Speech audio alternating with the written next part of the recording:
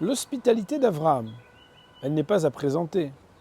Les enfants à l'école juive reviennent toujours avec des tentes ouvertes aux 4 points cardinaux pour rappeler qu'Avraham est celui qui avait sa maison ouverte à tous. Il accueillait chacun. Lot, son neveu, a grandi chez lui. Il a donc hérité directement et naturellement de cette qualité de l'hospitalité.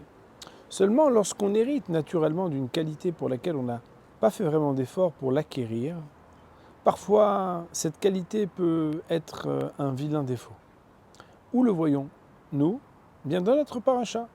Dans notre paracha, Lot, après s'être séparé d'Avraham Avinu et avoir grandi ensuite et être nommé le maire, le chef de la ville de Sodome, plus connu en français sous le nom de Sodome, avant que cette ville ne soit détruite, eh bien, Lot va recevoir la visite de ces anges qui étaient précédemment chez Avraham Avinu et qui viennent lui annoncer, entre autres, la destruction de Sodome. En effet, dans la ville de Sodome, il est interdit de faire tout acte de bonté. Et Akadosh Baruch Hu décide de détruire cette ville. On est pourtant après le déluge, le monde ne pourra plus être détruit, mais cette ville de Sodome, elle n'a pas suffisamment d'hommes justes pour être sauvée. Il n'y a que l'autre qui va être sauvé. Et l'autre sera sauvé parce qu'il a gardé un secret. Il n'a pas trahi son oncle Avraham. Les anges arrivent et personne ne veut les recevoir. Personne sauf le neveu hospitalier de son oncle Avraham Avinu. Lot les reçoit, les honore. Et voilà que les gens de la ville de Sodome se réunissent autour de la maison de Lot pour inquiéter Lot d'avoir reçu ces anges. Ils demandent carrément à voir ces hommes, à s'approcher d'eux et littéralement à les souiller. Lot refuse et si l'histoire s'arrêtait là, on se dirait quelle bravoure. Il ferme la porte à clé, il refuse, il leur dit « Personne ne touchera et ne fera du mal à mes invités ». Seulement le texte nous raconte que pour ce faire, il leur dit « Voilà, j'ai 2 filles. Vous pouvez prendre mes 2 filles qui n'ont jamais été mariées et agir comme bon vous semblera. Juste ne dérangez pas mes invités. » Et c'est là que le commentaire de Nachmanide, exceptionnel, nous dit que « Mitor shvacho lamanu gnuto ».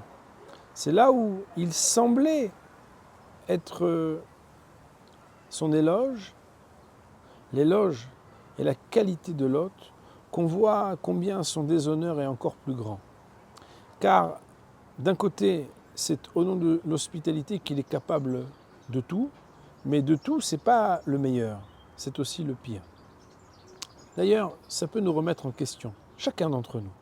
Car lorsqu'on voit parfois des belles actions que nous sommes capables de faire ou que d'autres sont capables de faire, on se dit « Waouh, mais c'est extraordinaire ». C'est vrai que c'est extraordinaire, mais c'est ce que l'on voit. Au prix de quoi est-il capable de donner, de recevoir, d'inviter, de partager, si c'est sur le compte d'autres principes?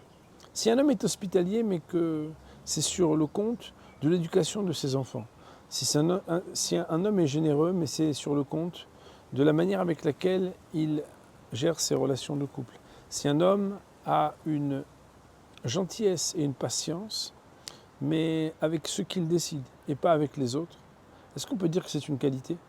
Non, on peut dire que c'est un défaut. D'ailleurs, on l'a déjà plusieurs fois évoqué, le mot mida, qui veut dire le trait de caractère, dans la Torah n'est jamais une valeur absolue. Ça peut être mida tova, une bonne qualité, ça peut être midara, un vilain défaut. Mida, la traduction littérale, c'est la mesure. C'est parce qu'il faut être un être mesuré et équilibré.